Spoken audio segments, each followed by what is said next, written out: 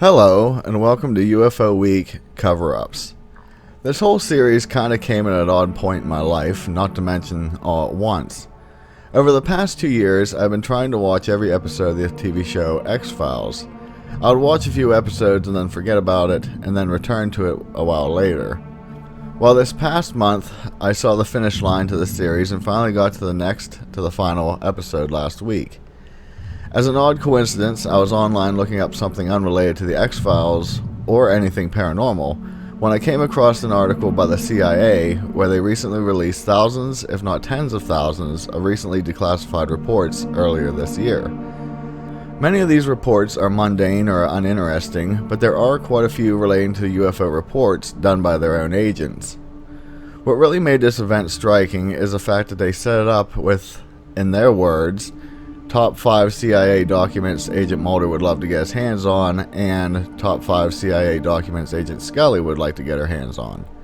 Basically doing the believers versus skeptic files. So it is stated, I think there is nothing related to me watching X-Files other than an odd coincidence. While the presentation may seem that the CIA is trying to have fun in a way, it seems to be making fun of a serious topic. The photos being viewed are from the CIA. When reading over the documents that were intended for Scully, pre-X-Files Season 8 and 9, where she was a skeptic, I saw no information that stated the sightings were faked or of known craft. In fact, I read that for the most part, scholars didn't want to take it seriously, or that the US government was concerned as to how the civilians would view the military's power if a UFO presented itself and was acknowledged to exist by the government. On top of all this, in September of 2005, the ex-Canadian Prime Minister of Defense, Paul Hellyer, became the first official to confirm UFO, or extraterrestrial, visitation. Although as Minister of National Defense, I had sighting reports of UFOs. I was too busy to be concerned about them at the time because I was trying to unify the Army, Navy, and Air Force into a single Canadian Defense Force. And that itself was a kind of battle to the finish. So this was not high on my agenda. But about 10 years ago, I started getting interested due to a young man from Ottawa sending me material on the subject. I told him I was too busy to read it, but he had confidence that someday I would. It took me a while to get around to reading it, but I took it for my summer reading in 2005 and was really impressed with what was contained in it. And what I thought to myself is there are huge issues here, huge issues. And the American people and the people of the world have a right to know what's going on because they're part of it. It's not just an isolated thing. I accept the invitation of Victor Vigiani, who's over here somewhere, and his cohort Mike Bird to speak to a symposium at the University of Toronto. And I said, UFOs are as real as the airplanes flying overhead. That gave me the dubious distinction of being the first person of cabinet rank in the G8 group of countries to say so unequivocally.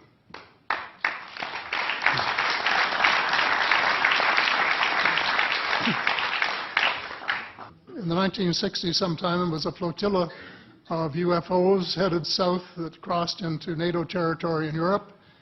And the Commander-in-Chief of the Supreme Allied Headquarters in Europe was naturally very shaken. Fortunately, or maybe divine providence, before the panic button was pushed, the flotilla turned around and headed back north. Obviously, they had thought maybe they were Russian and they were very concerned about it. Anyway, the investigation was launched into this whole subject, and a document was prepared which concluded that at least 4 species had been visiting Earth for thousands of years. And this is my own view at this stage as well. So Except for that, there are just a couple of things that we've talked about that I'd like to refer to. And one was that we were referring to them as they until this morning when Linda Moulton Howe, I think she was the first one, actually named 3 different species. I don't think we can any more refer to them as they because they're not an amorphous mass. They are different species and consequently may have different agendas. I don't think we can say that they all have the same agenda any more than we could say that the United States, China, and Russia had the same agenda. Our real interests may be very similar, but as of now, our perceived interests are still quite far apart. One more observation before I begin what I want to say, and that is that we spent quite a bit of time talking about the 66-year-old cadavers.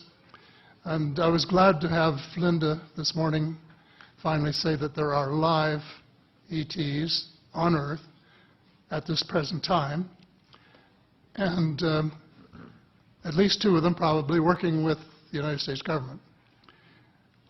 The other species that I learned about not too long ago was called the tall whites. And this is when Paula Harris broke the story just a few years ago. And through her good offices, I had the chance to talk for about 3 hours with former Airman Charles Hall and listen to this absolutely fascinating story of how he was working with, first of all, he was scared out of his skin, but after that, when he got to know them, how he was working with, and finally they became to trust each other and have a good working relationship with the tall whites at the gunnery range at Indian Springs in Nevada. And these tall whites were living on United States Air Force property and working in cooperation with the United States Air Force and sharing technology with them. He wrote a book, incidentally, called Millennial Hospitality. There are 4 different versions, but Paula says that Millennial Hospitality number 2 is the best. I think that's the one I read, and it's a very interesting read if you want to sort of get inside the problem of what it's like to bump into these people floating across the terrain in the desert. Well, enough on that for now. My interest is in full disclosure. And my only caveat is I think probably I would say 95 to 98% full disclosure. I know of 1 or 2 things that I'm not sure should be in the public domain, at least yet. They will be someday, I'm sure, but not maybe immediately.